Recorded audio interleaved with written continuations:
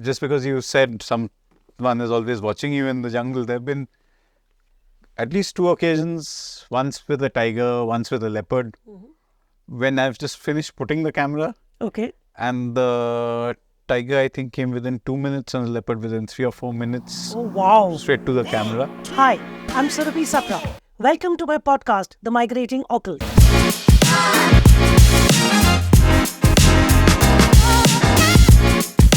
We have with us today a remarkable personality, Mr. Sunando Sen. Sunando is an investment banker by profession, but a wildlife enthusiast and conservationist by heart. Sunando is an advisor to various wildlife organizations helping shape policies on wildlife, conservation, and others. Many of his photographs have been featured in prestigious publications in India and abroad. After his first startup was acquired by a large MNC, Sunando decided to follow his first love, nature and wildlife, and transitioned to moving and living a simpler and more sustainable life. Since 2015, he dwells in an isolated, peaceful and pristine homestay called Tanhau, his passion project. Located on top of a hill at the altitude of approximately 4,300 feet, Tanhau is a gem hidden in a dense jungle overlooking the winding Kosi River and the Corbett Tiger Reserve. It has arguably the most stunning views in that area, with a focus on reforestation, leaving behind a minimum carbon footprinting and positively impacting the local communities. Tanhau has been awarded the title of Best Homestay in India, Silver category, in the Indian Responsible Tourism Awards 2020 conducted by the Outlook Traveller. The man, the property, the location is all but absolutely unique. Hi Sunando, welcome to the show. Hi Surabhi. Thank you for the very extremely flattering introduction and description. But anyway, pleasure to be on the show. Just doing what I enjoy and love doing. Yes, that's it. So how and when did you develop this passion for wildlife? See, love for wildlife, love for animals, I think I had from when I was a kid itself. I remember I used to do funny things like keep ants, even keep ants, keep caterpillars, all sorts of things, feed all the stray dogs, all that sort of stuff was there. But obviously growing up in an urban environment, I was in Calcutta, it's not that you're getting a lot of exposure to wildlife, but the love for animals and wildlife was always there. One of the things which also got me very interested in wildlife were actually the books of Jim Corbett, the Corbett's, the Man-Eaters of Kumau, etc. Those were among the first stories I read. Always obsessed about, animals. Saw my first tiger here in Corbett all the way back in 1993 when I'd come here after my 10th grade with my parents. And finished college, started working, as we tend to, got pretty busy with working. Was in India, was out of the country as well.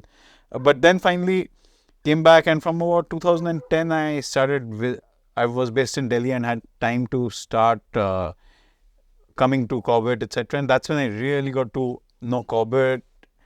And through Corbett, met a couple of friends around 2010 who knew wildlife a lot. Mohit Mida, he's one of them. Then my friend and someone who lives here, Joy. These guys really knew wildlife well, Corbett well, and through them I really got a better appreciation of wildlife and Corbett in particular. Okay. And I think that's when it happened that whenever I can, I want to have a piece of land in Corbett. I remember I met you some 8-9 years before, and I was not into wildlife at that time. I think you were just about, enthusiasm was starting maybe. No, I was just a tourist. I'll be very, I was just a tourist. And I'd come with this friend who's a wildlife enthusiast. And I remember that, you had this whole jeep to yourself. And so my friend told me, nobody can go into that jeep. Only Sunando sits in that jeep. And I was like, what is so special about the jeep? And, after so many years, and I've become such a wildlife enthusiast myself now I know and I understand when you have this 2-seater jeep with those huge cameras and 2 or 3 setups and the tripod and everything. No, I still like minimal people in the seat. One more person is okay. But one more person, as long as that person is not moving around a lot during sighting, is so fine. Now I understand how it works. Beyond that gets messy. Your professional career started as a successful investment banker. All right. And what happened why and how was Tanhau born? What changed, or what was it that you were seeking? So actually, I used to be a banker. I worked with big banks, HSBC, ABN AMRO, etc., both in India as well as abroad. Then I essentially had a kida that I wanted to be an entrepreneur. So that's when I was in Dubai. I came back, did my own, healthcare company. But I think that love for wildlife, that feeling of being at peace most in the wild, in the mountains, was always there. And that, I think, when I came back to India 2009, started my own startup, was based in Delhi. High pressure startup, etc. High pressure. However, you still had the flexibility that if you had a bit of free time, you could maybe pack your bags and go the next day instead of being in a job where you have to plan well in advance. True. So I think that's that's what I think. It's only when my startup got acquired, and therefore I had an X amount of money. That's when I started on this path. Even when I started on this path in about 2011 or end of 2011 or 2012, when I bought Tanhau, I didn't have clarity on whether I'm going to stay here full time, in how many years, nothing like that. But I knew I wanted a place for myself, at the edge of the forest. And from there, it just grew. I mean, earlier I used to be in and out, and now, I obviously live here 95% of the time. Okay. So in 2011-12, when you actually bought Tanhau, and today we're sitting at 2023, it's almost a decade. And I believe that even now, the last 4 kilometers of this road was not constructed. Even now it's like in a very bad shape. So how did you manage to construct Tanhau? Like, logistics and material, labor, how did you do it? How did you manage? All obviously were challenging. If you see the terrain, how remote we are, the last 4 kilometers. I mean, when we bought the place, the last 1 kilometer wasn't motorable at all. Okay. You had to walk. So anything, I mean, starting from a gas cylinder to anything, you would have to carry and bring. And that's how we operated for 3 to 6 months, kind of.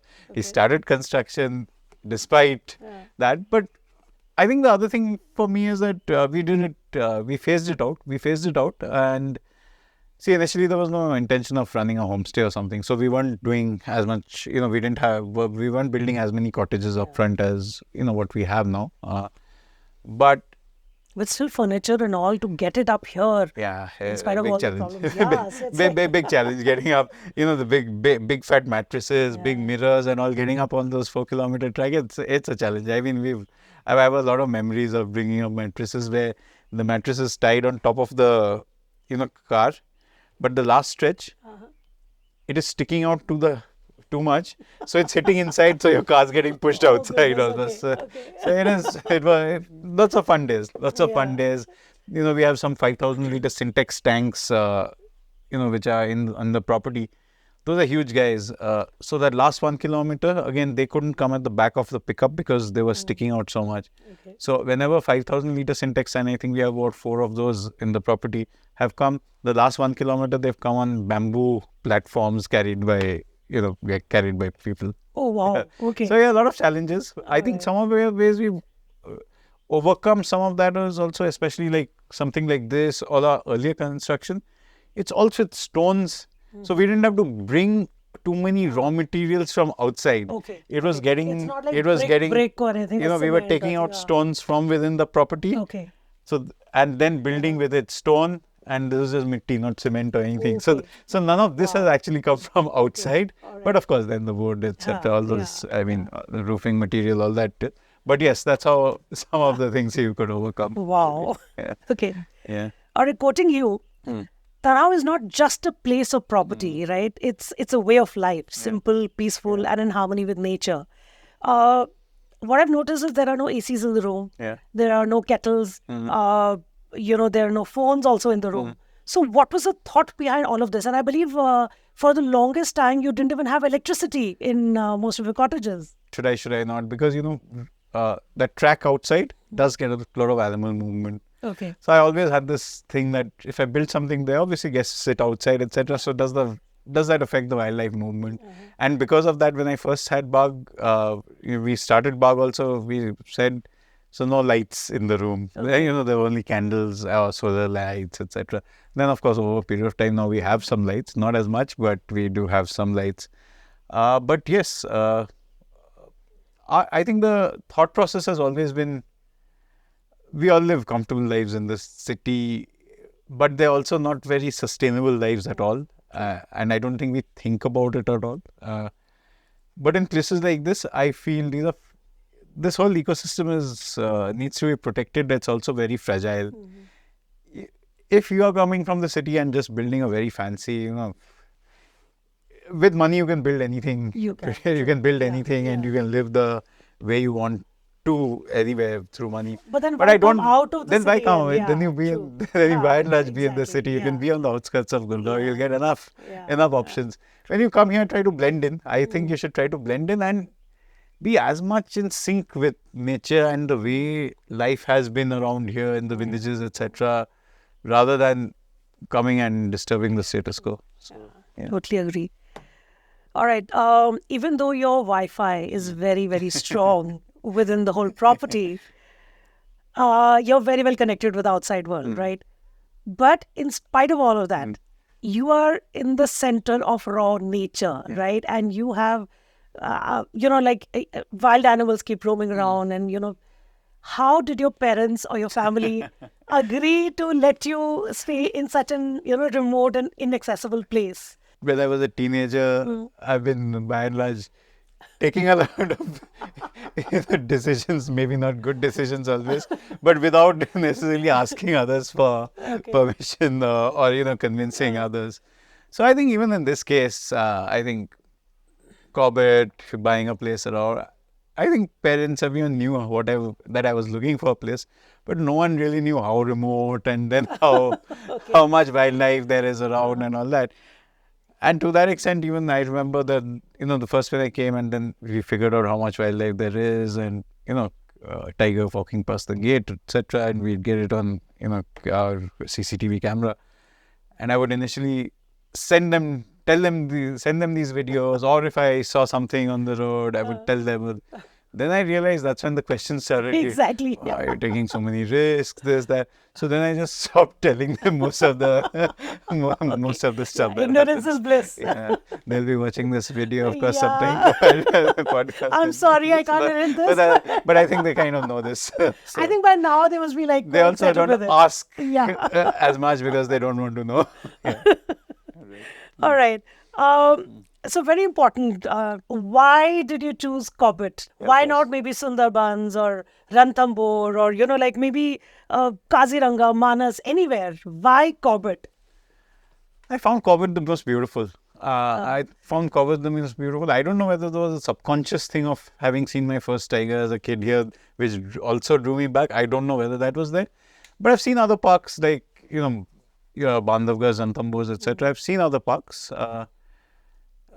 I found Corbett, especially once I discovered it well, as I said, with other people, I found it the most beautiful. And of course, my base has always been Delhi, so therefore Corbett is that way convenient as well. It's still, I think, a place which I would love to come to just because of how pretty it is. I also feel that Jim Corbett himself has kind of, made it like big. There's so many books about him. By him. Of course.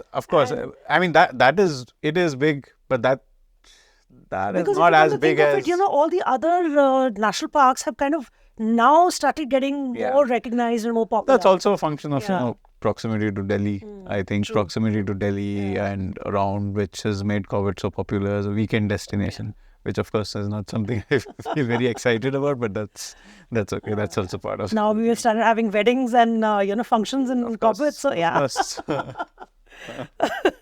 Yeah. All right. There's a famous saying that someone is always watching you in the jungle, right? Yeah. You put up cameras in your property to monitor. Yeah. Have you ever caught something very interesting, wildlife or any other nocturnal animal or anything that you'd like to? I mean, we catch, of course, a lot of stuff, but just because you said someone is always watching you in the jungle, there have been at least 2 occasions, once with a tiger, once with a leopard, when I've just finished putting the camera. Okay. And the tiger, I think, came within 2 minutes and the leopard within 3 or 4 minutes. Oh, wow. Straight to the camera. I mean, the tiger actually came straight to the camera, sniffed it, explored it, and went off. Okay. The leopard walked past. So In 2, either 3 of those minutes cases, means you would be no, around. in either of those cases, for sure, the tiger or the leopard Must have been around. would have been Yes. just there. Yeah. I wouldn't have seen him or her, but they would have seen me stop, been quietly waiting, waited for me to go, and then came out. So that's how they are. But yes, this is the kind of stuff that, of course, happens. Then we have, and then get some interesting footage. We got with this leopard going past. Then we saw these 2 porcupines coming, and the leopard was running after the 2 porcupines. Okay, All right. So yeah, interesting stuff like that. Okay. You get a lot of snakes here? Monsoons mostly. Starting from my vipers to cobra, king cobra, all that. But mostly we see them more in monsoon. A couple of international guests, prospective guests, got in touch with me, and they want to retrace the steps of Corbett in Kumau across multiple places. Okay. But they were saying, we would love to camp and move with porters or stay in forest as well. Okay. I had to explain to them that today that's not really possible, unfortunately. Those are the great things that you could do at one time, but abhi, kahan porter leke this. Today half those forest rest houses are not even open to If you people. just the moment you enter Ramnagar, I said, Corbett is one of the most famous national parks in India. And if the moment you hit Ramnagar, it is like a crowded, buzzing street, and I'm like, what is happening? So it's crazy. There are wine shops, and they're like, yeah. I think this somewhere at a government policy level, this should have been controlled. Agreed. The local population you can't blame. They were born here. They want to have economic prosperity. Yes, absolutely. Just like any of us in the city. But then we're making it more like a touristy, very obviously, and it's the wrong kind of tourism. Exactly, it is the wrong kind of tourism, but yeah. There are so many other places in India that can be developed that way. Absolutely. Anyways.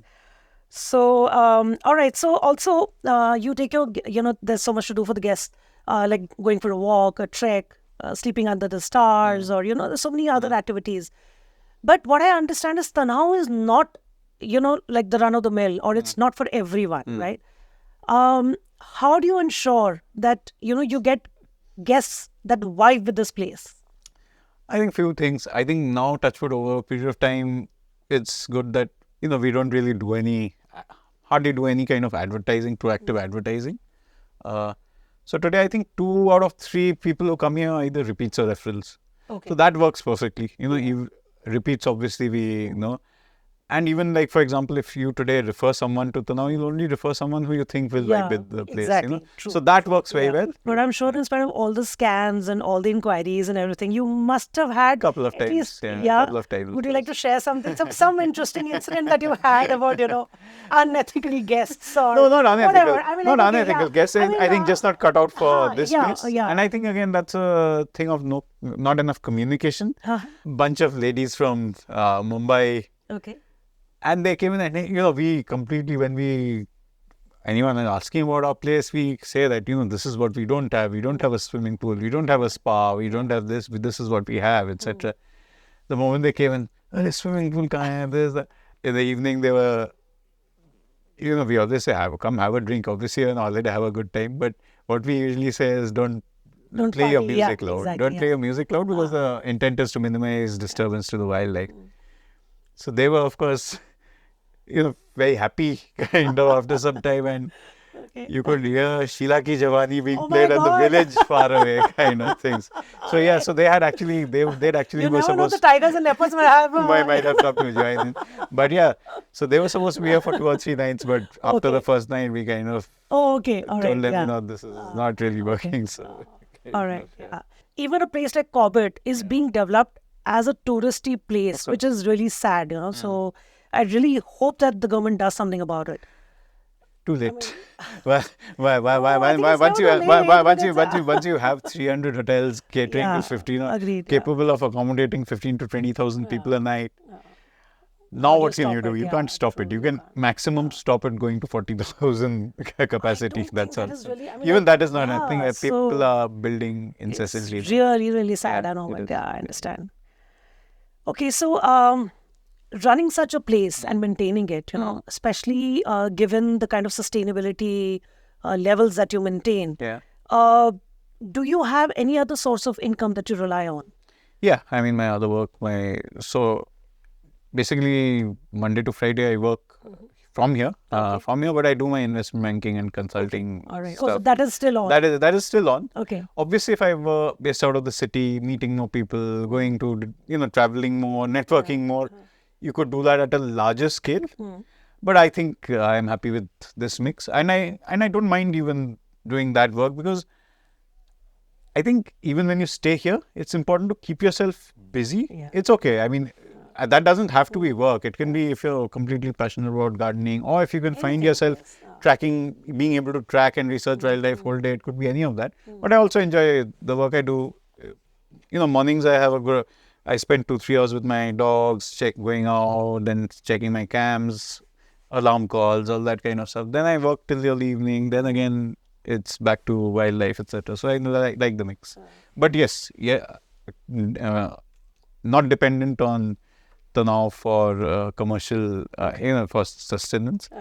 If had been, then you've seen the place. We have quite a lot of space. Then I would have built, 3-4 more cottages, etc. All that. Made it more commercial. Made it more commercial. You need to earn more money. Let the Sheila ki Jawani play more. Yeah, and again, what I was telling you, that we filter guests a bit. Honestly, you can have the luxury of doing that if you're not completely dependent commercially. Otherwise, you can't. You can't even blame guys who don't filter, because at the end of the day, you have to earn money. You have to earn money. The profits are important. Okay. So as you mentioned that you have quite a fixed routine, and you have the set pattern of how you follow things.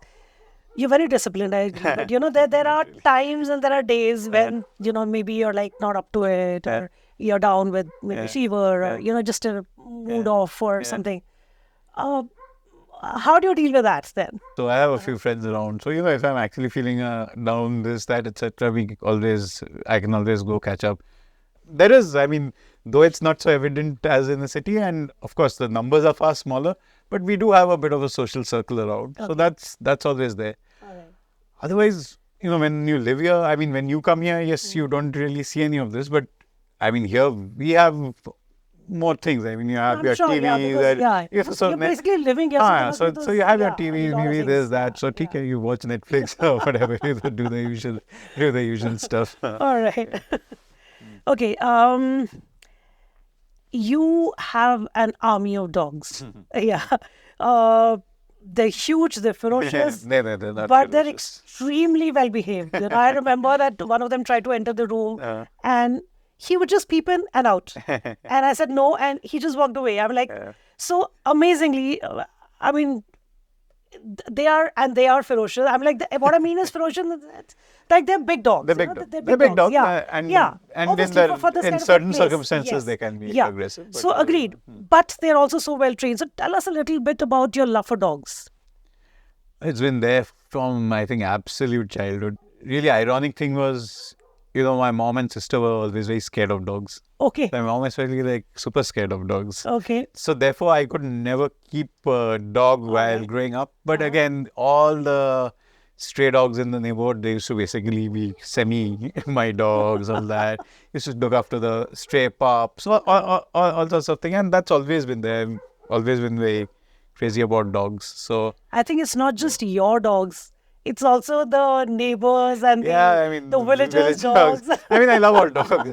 Honestly, I've rarely ever seen a dog who is not nice. Really. No, why I also asked you this question is that the last time I was here and we had gone for a round.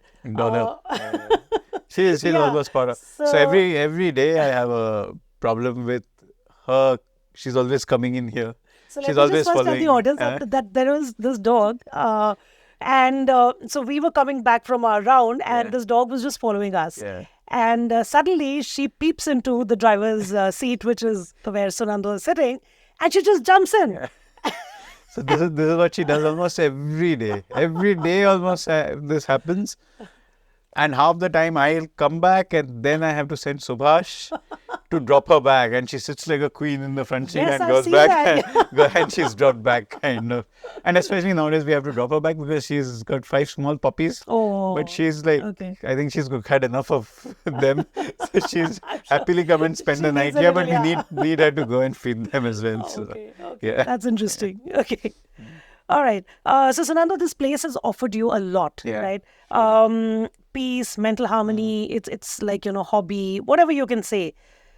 What are you doing to give back to nature? To nature, society, or maybe, to the local community. Yeah. I mean, the first thing I think I done is what have I, starting from what have I not done negatively here, which is, just trying to live sustainably, solar, this, that, etc., all that.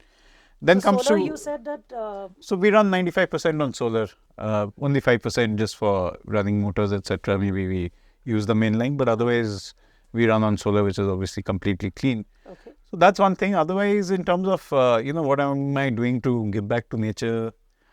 Starting from this property itself, when I bought it was completely barren. So, over the years, now if you look out from it, and the other day we were flying a drone and it actually looks very nice. It looks forested, kind of, Yeah. So reforestation is a big thing. So which we started with the property. We've also done now adjoining a bit of stuff. Okay. Would love to do it on a huge scale, but obviously that requires huge resources and time as well. The other kind of things which we try to do are, obviously providing as much local employment as possible, which is big time needed, either directly, permanently with us, or any work that we need done, etc. It's only always local employment. And we do a little bit of stuff with the school, but there are... You share the boundary with the government school. with the government school. We do a bit of stuff, we provide stuff for the kids and all that. We can't influence the school as much as it is because we would like to, because it's a government school at the end of the day. So a couple of things that we are really wanting to do are things in the space of both primary healthcare as well as primary education in the area. But in a more a private setup. But yeah, that's in the offing, but not yet got around to it. Obviously it needs, some corporate funds, if some Maybe CSR some funds. photography classes or something with them. Maybe that. The objective is the kind of education level they get in this school is not good enough really for them to compete. And let's try to make it practical, useful for them, things that will actually help them be qualified and get a job, etc.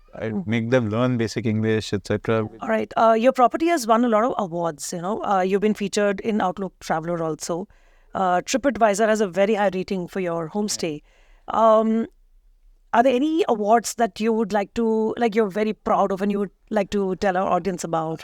I think the award I'm genuinely proud of is that, best homestay in India, which is from a sustainability perspective. That's basically Outlook Traveler organizes it in India, but it's basically the Indian Responsible Tourism Awards.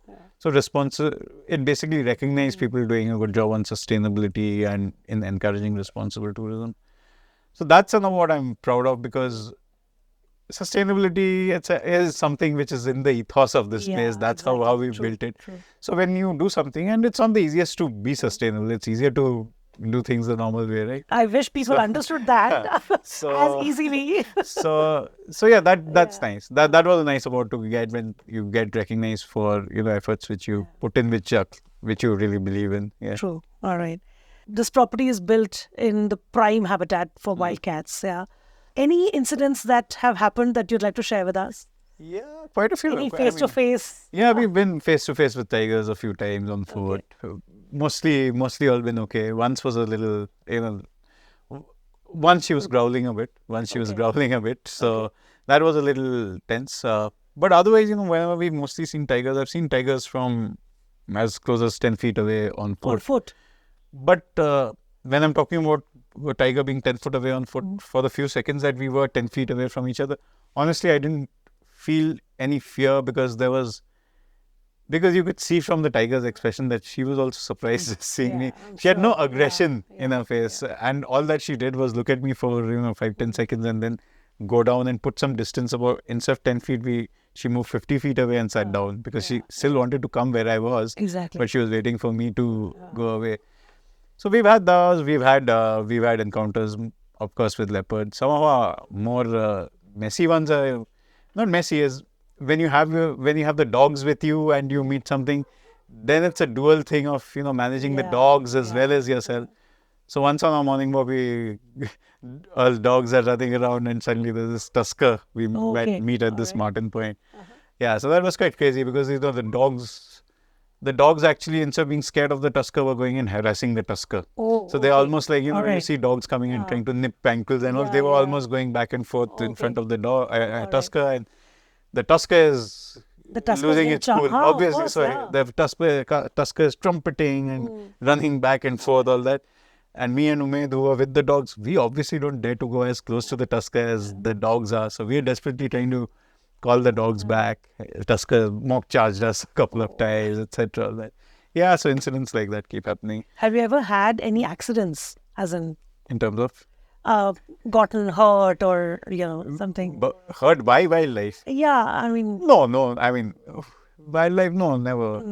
I mean, just close encounters, but touch wood, no. I mean, I've got hurt generally trekking around here, but not hurt by an animal. Yes. All right. Okay. Have you ever faced forest fires? Oh yeah, we face it every year. Okay. Every year we face it. I mean, even before summer comes around, between some time now and summer, there will be forest fire, and forest fire comes right up to us. Property will come right to the edge of the I mean, forest fires will happen. We will see it, but you can't put it out when it's very far away. You need water, you need this. So you have to let it come to a point which is essentially the periphery of the, the property, and then put it out, use water, all that. So it's a regular... There's no way of avoiding them, or, no way of avoiding... remedies for... No, remedy is if there's very strict... How do forest fires start? They all start because someone has lit a fire intentionally, and it is essentially villagers. It is essentially villagers. Whatever you may call it. Not even accident. They want to jhadi saaf karna. But, then that... They want to saaf karo, maybe, this much land, but then it goes all over the place. So it is very irresponsible, but no enforcement on that. I mean, the only way it could be stopped is if there is strict enforcement, but it doesn't happen. So it's something, unfortunately, we live with every year. Any plans of expansion? Not really. Maybe plan to build a bigger house. So the cottage we're living in, that would become maybe one more cottage. You don't like so many people around. No. And still you have a homestay. Yeah, so that's also the reason for not expanding, because at this level it's still manageable. Yeah. Does it ever disturb you that, one day you will get old and your knees will pain and your bones will crackle and, your back will be like, not supportive enough to do this terrain or this trek and all. Yeah. So we sometimes have these discussions nowadays when we're sitting with our friends and all, and we talk about motorized wheelchairs and all that. And this other debate that we have is actually, access to what quality of healthcare. I mean, obviously here it's not that great. Hopefully in another some years, it is better now than it was 10 years ago. 10 years or 15 years from now, it will obviously be much better. But it still will probably not be comparable to what you could get in a Delhi or whatever, or even a Dehradun with all your aims and all. But I'm sure those pros and cons you've already looked at before, kind of. You have, of course you have, but you haven't reached old age, and you don't know how it would be. Sometimes I feel it. Sometimes somewhere in the unconscious, there is this discussion also we sometimes have, and it's almost a debate where, in old age, would we need to live in the city only or something or the other, access to proper healthcare. I'd be quite happy here without getting access to super treatment and going off earlier than dragging out. Extremes. I'm just gently saying that sometimes when age does catch up and you can't do as much. We will see. I mean, I think to be realistic, you have to maybe think through a bit and have some backup options in the city or something. Honestly, I would. If I think now, I would love to die here. Seriously, I would love to. I think, but we don't know. And then we'll have your Atma. So Sunando's Atma is going to be in Tanhau. Yeah. Very, very much so haunting this place. Haunting all the guests. Yeah, haunting all the guests. We wish you all the very best for everything. And I hope that you can maintain this property as serene and as quiet and as saintly, I would say, as it is as of now, untouched and beautiful. I hope so too. I know that change outside around is inevitable. People will come, etc. There's nothing much you can do beyond a certain point about it. So wishing you all the very best, Sunando, and thank you so much for giving us so much of time. Oh, you're most welcome. And it was a pleasure. Pleasure being on the show. Thank you. Sunando, there's a small memento that we like to give to you as part of the show. Thank you. So Sunando, this is a small memento from our side. Oh, this is beautiful. This is elephant from Rajaji? Yes, so this is an elephant from Rajaji. Nice. I was just on my regular safari. Beautiful. When she was there, I think the herd was crossing. Yeah. So she was kind of protecting them. And so we were kind of, trying to get a good picture. So it was a little too close when she started chasing. But of course, we backed out and all was well. Lovely photo. We'll find a place to put it up prominently. That will be an honor. Thank you so much. Thank you for being on our show. Migrating Occult by Inouye, sir. Most welcome. Thank you so much. Bye-bye. 3, 2,